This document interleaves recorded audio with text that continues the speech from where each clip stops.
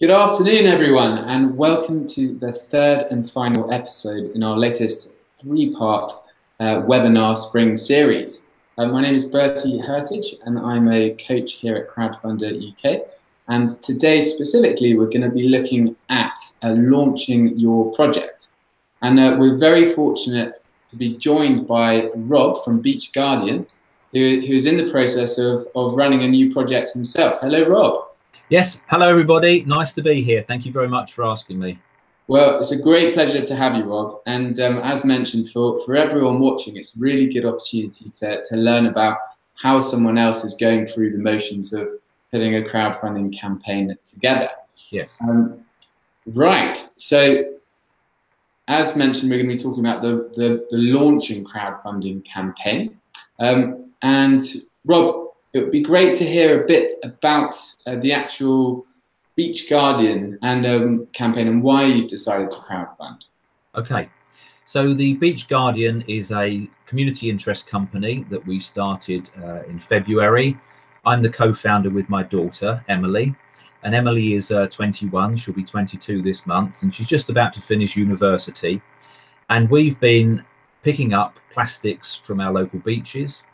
And it was very important to us to actually do something with these plastics, so that we have decided to use these as an educational tool to go into our local schools and to talk to primary school children about the problems of marine plastics.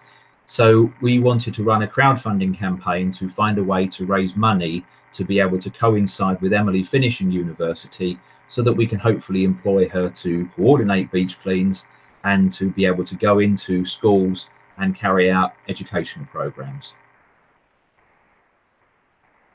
We wanted to use Crowdfunder because we think it's an excellent brand.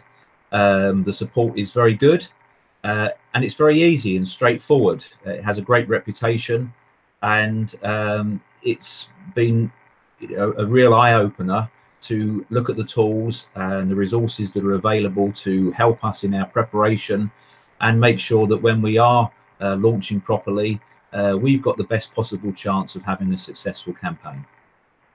Brilliant. Well, thank you very much for the introduction, Rob. So previously you ran a tester campaign, didn't you, where you managed to raise around just over £1,000. What did you learn from your experiences last time, and how might you do something different this time? Yes. Well, we wanted to launch a smaller crowdfunding campaign so that we had some equipment to do our beach cleans. So we needed some litter pickers, we needed some ways to remove the litter, we needed gloves and other items of equipment. So we set ourselves a target of £1,000 and we launched the campaign. I think that what we thought and assumed would happen was that people would want to support the initiative without necessarily getting a direct reward. So we asked people to make a contribution to sponsor some equipment. So they could sponsor a litter picker, they could sponsor a pair of gloves, for example. And I think that that's something that we learned, was that people like rewards that they can actually receive themselves, as well as have the option to make a donation or to be able to sponsor something.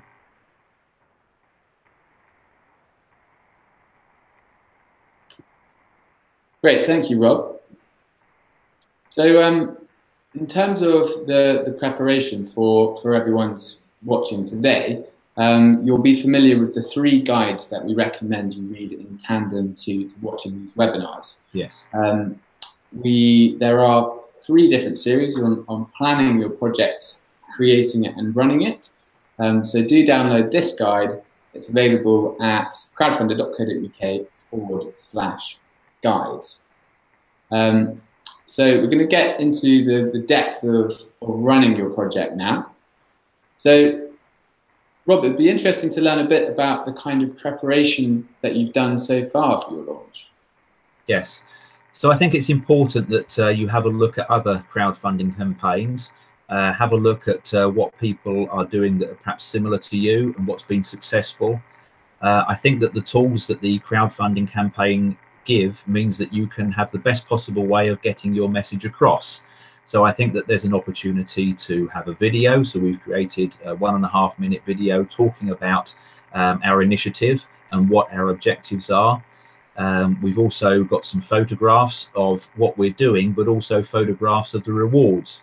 And we also wanted to work out exactly what message we wanted to get across. So we've honed in and got our text ready to make sure that it's the way to explain what we're doing and what the rewards are. We've also had a good think about the rewards, and we have a list of rewards at different prices, different options for people. And we've also thought about how we're going to promote the crowdfunding campaign. So we've been working on lists of people that we know that we can talk to, lists of people that we can communicate with via our social media, and other ways of coming up with lists of people. Brilliant, thanks, Rob. So in addition to what Rob's mentioned, clearly it's great to hear that you've obviously done a lot of work to actually identify rewards that would be relevant for your audience, and you've also done a lot of work in identifying exactly who that audience would be.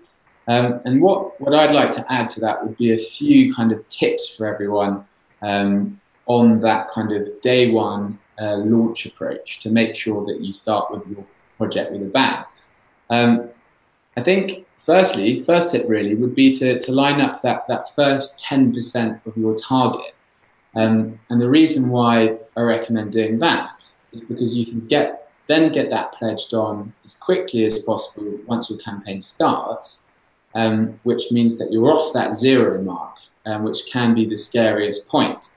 And thereby that will give you the excuse to start reaching out into wider audiences, who will then be encouraged to see that there's a healthy amount raised on the project and then feel comfortable pledging themselves. One of the biggest errors that we see in crowdfunding campaigns is people just sending out their project to everyone that they know on day one with nothing raised on it. And what will happen there is that you'll have lots of people looking at it and being quite suspicious of it because there's no activity. And they certainly don't want to be the first ones to pledge themselves.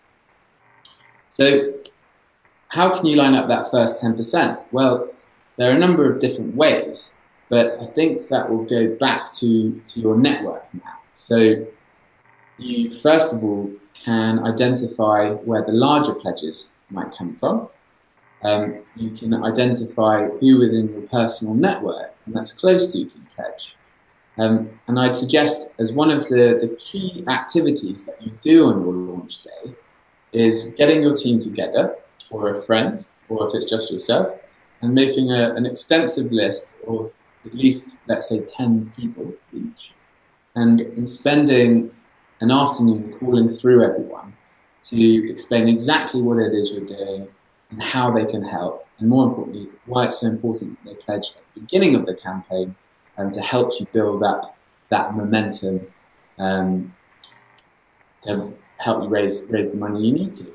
So when you're looking at your network, it's really important to start with your very core part of your network before moving out into the wider circles. And that's how you can go build it step by step and build some confidence on the page instead of sending out to everyone at once. So you should try and come up with a staggered approach as much as possible. And of course, the most effective ask that you can make is by being personal and direct. So any time spent on the phone will be well spent messaging people on direct messaging on Facebook or personal emails. They will be much more successful than blanket emails to databases, which of course is one important part of your crowdfunding approach. But it's very important to try and strike the right balance between as personal and direct as possible. So, Rob, can you talk us through your audience and who you've identified to pledge in the project? Yes, so we have an existing Facebook page, and we have about 2,500 people that like the Facebook page. We have Instagram, and we have about 1,400 people that follow us on Instagram. And then we have people that have attended some of our beach cleans. So we have collected a database of those people. So we know that there's a number of people that will follow us on our social media, and we can contact them that way. As you've said, we've got family and friends that support what we're doing, and it's a case of talking to those people. And even if they pledge just £1, I think that if they were to go on in the first day or two and pledge £1, then you get an immediate increase in supporters. And I think that when people actually go on and you've only asked them to pledge £1, they might see one of the rewards is only £5 or £10, and they'll surprise you and they'll make a bigger contribution, and they'll have a look at some of the other rewards that you've got. So it's important to line those people up. So yeah, they're the sort of people that we want to talk to. Facebook, Twitter, Instagram, the people that have come to our beach cleans. And we also will be hosting a launch party. We're having a meal a couple of days after we go live, and we expect about 50 people to come along to that, where we can talk to them about the crowdfunding campaign and see if we can get anybody there and then to sign up and pledge, providing we've got Wi-Fi in the village hall where we're going to be holding the event. Great. Yes, I think that's a really, really good approach. Certainly, the event side of things, because typically crowdfunding is certainly an online method of fundraising, but it's quite important to have a look at the more traditional elements as well. So getting in front of people, attending events, and telling them all about your project face to face. So what I think what you've done is very clever is reached out to all of these people prior to your crowdfunding campaign and getting them interested and involved, so they certainly know about it and they are going to be attending. And certainly at that event, you could try and be as explicit as you can and encourage everyone to pledge. And I've seen lots of different ways people have done that at launch parties. For a brewery, I remember we had them in the previous webinar. And what they did was offer a beer for everyone who hadn't made a pledge yet. So you got your first beer free, and then if you wanted a second beer, you just got a wristband and then you could go and make a pledge.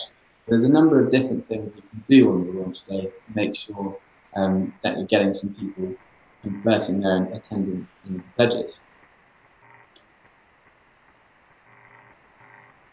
So, warming up your crowd.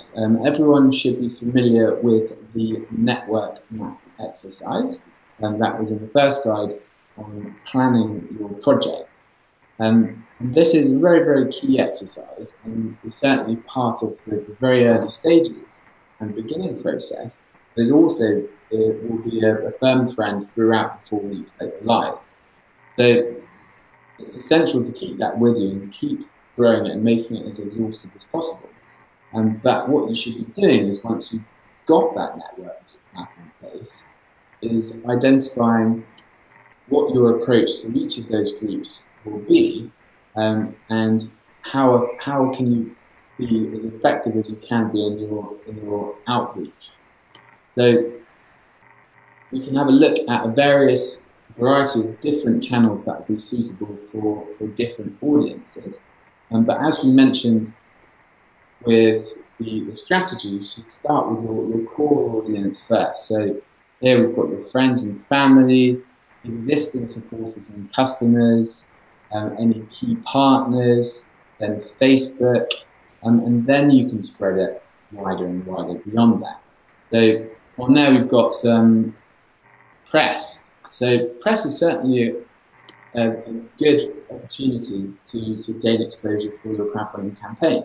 It's probably going to be most effective around the 50% mark. So start all of those conversations prior to getting live, but try and get something booked in on the halfway point that can really make a difference.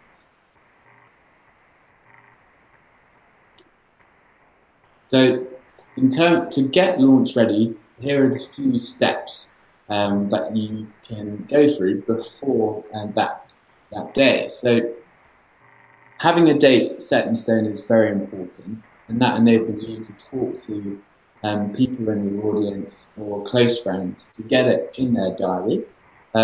What you could do is start a Facebook event with a particular date attached to it for your launch for your crowdfunding campaign. And that way, it's an online motion, and that people will have it in their diaries. So let's say, come the 1st of May, they know exactly that it's going live, and then they can go and visit the project. So having a lot of content for your crowdfunding campaign is key. So if you've done all the preparation and the audience, what you can do is collect different images and different stories to share with your audience throughout the campaign. We've got an excellent checklist you can use in that final guide on running your project. So do tick that off, and that is a very practical way to see what's left to do. Identify that 10%, I would say, of your project prior to going live. Spend some time on the phone talking to people. It's a really good way to kind of get excited, get people excited, and to get some fresh ideas for the campaign, and to get people really interested in it. And I think, as Rob suggested, the launch party is quite a nice way to frame the beginning of the campaign, get lots of people involved, and be quite a fun and important milestone for your brand moving forward. So, Rob, what kind of channels of communication will you be using? Yeah, so we'll be using the phone, as you've said. We've got an email list of people as well to drop emails to people. And I think the other thing, going back to the phone, is when you're speaking to people and you're telling them about your crowdfunding campaign and you're asking for their support, and you're telling them that really at this stage you just need to increase the number of supporters so that we can launch and have a certain percentage and a good number of supporters. But you can also ask those people anybody else that they would recommend, and ask them to share the message and ask them to share it on their social media platform as well, because you don't know, you might have a friend who's got thousands more followers than what you have, and if they can recommend your crowdfunding campaign, then I think that would be a very successful way of looking at that as well. So yeah, we'll be using Facebook, Instagram, Twitter, and communicating in those ways. We also have a YouTube channel, so we'll do another updated YouTube video about some of the things that we've done more recently. So we're right up to date with our latest news and information. Cool. So in terms of the kind of key channels of communication that are available to you, email is certainly going to be a very important feature throughout your campaign. So any preparation that you can do to make sure your email lists are in good order will be certainly well spent. You'll be using a variety of different emails, and that may vary from the type of crowd that you're approaching. So it might be very personal compared to a more general approach for your wider audience. But phone is certainly covered. We'll talk about Facebook in a bit more. If you have a website, it's a really good idea to prepare the website with some content about your crowdfunding campaign.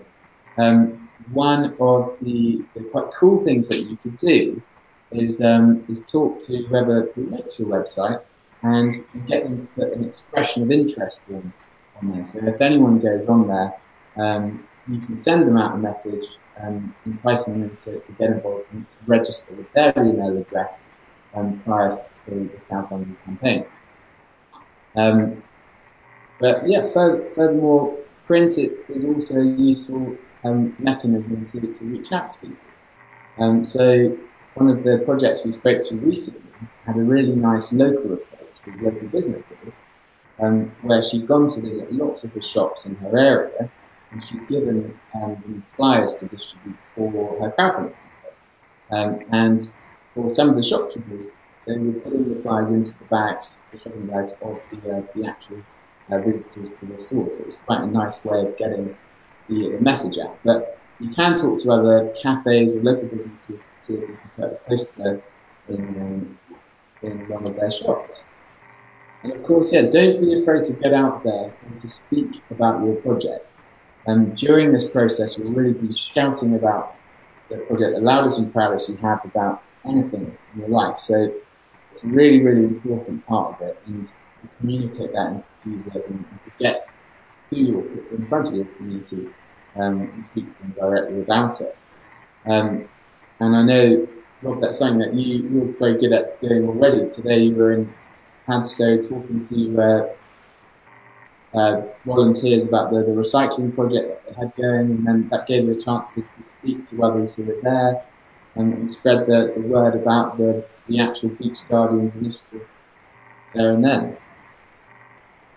Yes, that's right. We take the opportunity that when we're doing a beach clean, or when we're doing a community event, or like you say, today we were down in Padstow for May Day, where we've got a recycling project, and people are interested in why we're doing these things and what we're doing. And yeah, I think they are very keen to support us. So yeah, if I'd have had some business cards or some flyers, like you've said, it would have been an ideal opportunity to have handed those out to people. Yeah. So for each of these channels that we've identified, it's important to make a plan for each. So one of I think the best things you can do prior to going live is creating a crowdfunding calendar. So you've got a really, really good idea of what you're doing for let's say the 28 days that you're running your campaign. So let's say on day 1, you're making a phone call to 20 different people. Let's say on day 3, you're sending out your first post on Facebook. Maybe day 4, that's when it goes out to your database. But it's important to have all of these things lined up. And then during your campaign, you'll be able to trace the activity back to your dashboard, which is the behind the scenes version of Crowdfunder, where you can see all of the different evidence of what pledges are coming in when, what the activity on the page is. It'll give you a good idea about which communications are being particularly effective. So in terms of social media, it's certainly a very important part of crowdfunding. So I'd suggest, if you haven't already, do create a Facebook page for your project, because it's an excellent way in which to expand and grow your audience. And I'm sure Beach Guardians will be no stranger to this, but it's really, really important to have positive engagement on those channels. So we've got 5 different tips for you. First of which is the first rule of crowdfunding, is that you don't always have to say that you're crowdfunding all the time. People will quickly switch off if that's all that you can tell them. So it's really important to think about a variety of different information that's going to inspire them and get them interested in what you're doing. So if you have got a 4 weeks campaign, it's very important to make sure that it is varied. So each of the posts, make sure they're bold, they're beautiful, they stand out, there's varied information on there. You don't need anything too lengthy, make sure it's short and sweet. What you do need is a clear call to action. So what do you want the post to do? What's the aim? It's very important really to include the link to your crowdfunding campaign at the end of each post. So you may not be directly saying, please pledge on our project, we're crowdfunding. You could talk about an interesting story about the problem that you're trying to address with your crowdfunding campaign, and then including the link on the bottom of the page or the post. Because it's always frustrating when the post goes really well, and lots of people are interested, but they haven't got somewhere to go. And finally, mix it up. You have a varied approach and test it all the time. One of the best things about crowdfunding, I find, is that it's a really, really useful learning experience. So do get creative, trial lots of different things to see what works with your audience, because you can always take your learnings beyond this campaign and apply it to anything in the future to see what works. So for those of you who are very familiar with Facebook, you might know about boosting your posts. So if you're an organization or a business, this is something that you can use to expand your influence and your audience. So it can be very cheap, so anything from £1 to boost your post, but it's essentially there's a lot of noise on Facebook, and it's a good way to get important posts out in front of the right people. So you can choose your audience, and based on the location where they're based in, so you can choose call, the type of age demographic you're looking for, their gender, people who like your page, or like the page of friends. You choose exactly how much you'd like to spend and over what period, and that will really give you a bit of exposure for your post, and then a report on how that has done.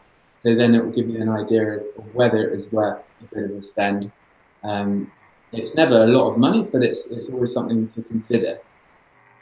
So another thing, what you can do when you boosted your post to get people interested in your organization or your brand is invite them to like your page. So if your boosted post has reached new audiences of lots of people who are new and fresh to your idea, you can manually go through each of those people who have engaged with your post and invite them to like your page, and therefore build your audience off the back of it. So, Rob, it would be really good to hear a bit more about your rewards. How did you choose them, and how will you use them to encourage your audience to make a pledge? Yes, so I think that what we thought about was to have different values. So we want a £10 reward, a £20 reward, a £50 reward, a £100 reward, and so on. So what we wanted to do was also make them. So for example, we've got a £10 reward, which will be an eco cup, because the whole idea for us is to encourage people to reduce their reliance on unnecessary plastics. And if they can buy an eco cup, and we can sell them one for £10 and include delivery at that, then it's a good introductory price for people to support our campaign, but also get something worthwhile in return.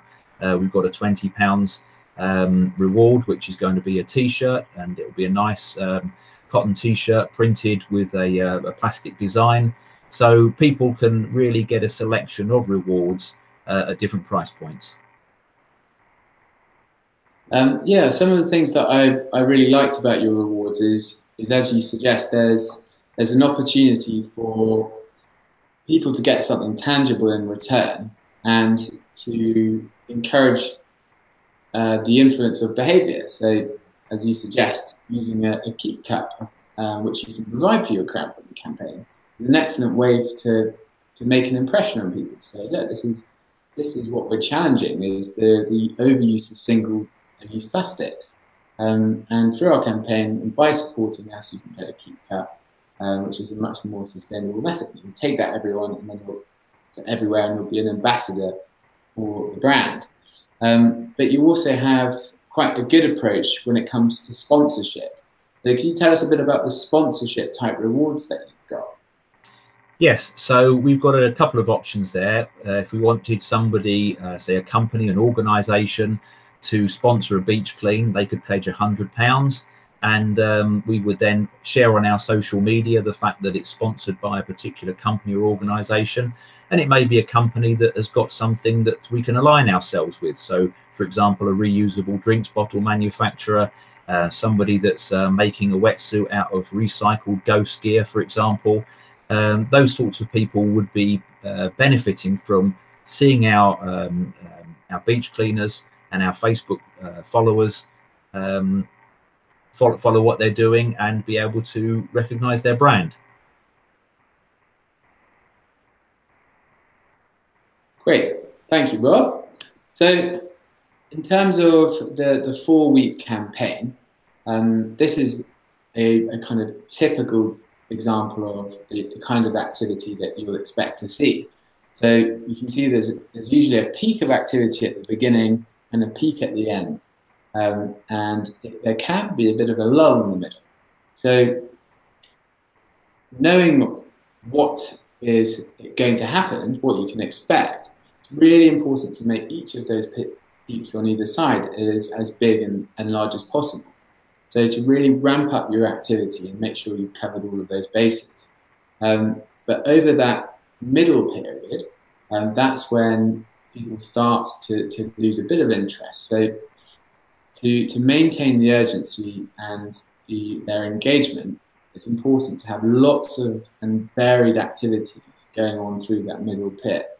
So you can be sure that there's enough happening to maintain the momentum that you need to get to your target, and that you don't experience too much of a lull in the middle.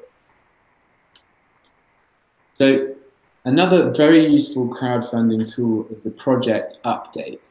And that's something that is not used, well, should be used far more than it is. And a good project will use the update tab throughout the campaign, sending at least 2 every week. And what an update is, as you can see near the top of the page underneath the title, it's a tab which allows you to communicate with everyone who has pledged on the project so far. And the benefit of doing that is by keeping them abreast of your progress and warm to your communications and interested in the way that your campaign's going, then they can become very useful in the final week or throughout the campaign. Because those who pledge on your project are certainly the key advocates for what you're doing. So maybe that they can help further. And by sending an update, that will send a message to each of those people who supported you, and you can include a piece of content and the link to your project and ask everyone to share it on their social media. Or thank them for their support and ask everyone to find one other person to make a pledge. And thereby kind of leverage the support of your core crowd. But it is very much a positive experience. So it's about nurturing that crowd and looking after them even beyond your campaign. So once you close, you've got this excellent crowd that you've built up of people, advocates for what you do. And then you can use that as a tool of communication to reach them in the future. So stretch targets, once you hit your initial target, you can then set a stretch target, which will reset your target on your page to create a positive impression on those who are visiting you and encourage them to continue pledging. As you can imagine, if you're 2 weeks in and you hit your target, 100% funded, that might deter some people from getting involved. So by stretching your target, you can choose a new milestone to accomplish and drive your audience towards a new figure. So I think before going live, do have a think about that target and whether it's right for you. You can always stretch it once you've hit that initial target.